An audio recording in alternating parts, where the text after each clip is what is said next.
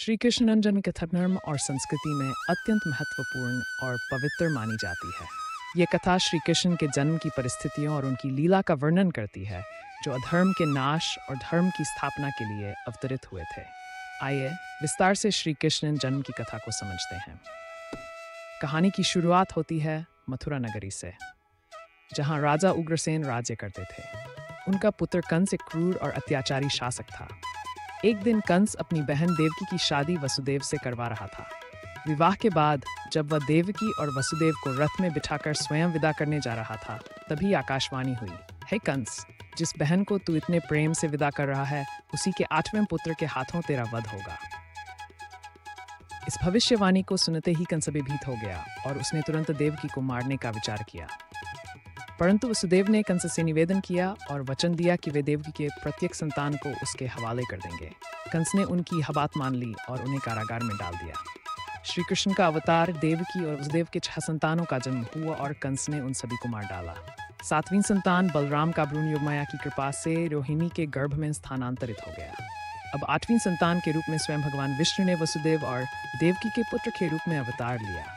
कृष्ण जपनी थी और आकाश में काले बादल घिरे हुए थे। कारागार में देवकी ने एक दिव्य बालक को जन्म दिया। उसी समय कारागार की जंजीरें और द्वार अपने आप खुल गए और वसुदेव को एक दिव्य आदेश मिला कि वह इस बालक को गोकुल में नंद बाबा और यशोदा के घर ले जाएं।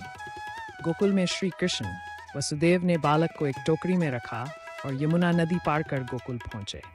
रास्ते में यमुना नदी ने अपने जल को वसुदेव के मार्ग से हटा दिया और शेषनाग ने बालक कृष्ण के ऊपर अपने फन का छत्र बनाया।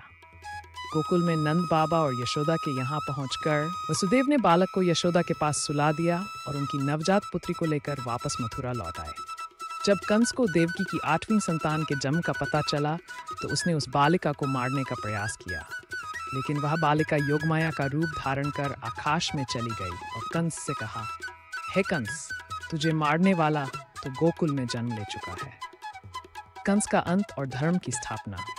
कंस इस घटना से और अधिक भयभीत हो गया और उसने अपने दूतों को पूरे राज्य में नवजात शिशुओं को मारने का आदेश दिया।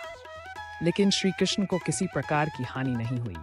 वे गोकुल में नंद बाबा और यशोदा के साथ सुरक्षित और प्रेमपूर्वक पलने लगे। बालकृष्ण ने अपने बचपन में कई अद्भुत लीलाएं की, जिनमें माखन चोरी, कालिया नाग का दमन, गोवर्धन पर्वत का उठाना आदि प्रमुख हैं। जब वे बड़े हुए तो उन्होंने मथुरा जाकर कंस का वध किया और अपने माता पिता को कारागार से मुक्त किया। निष्कर्ष: श्री कृष्ण का जन्म धर्म की स्थापना और अधर्म के नाश के लिए हुआ था। उनकी जन्म कथा न केवल अद्भुत और चमत्कारी है, बल्कि इसमें गहरे आध्यात्मिक और नैतिक संदेश भी छिपे हैं।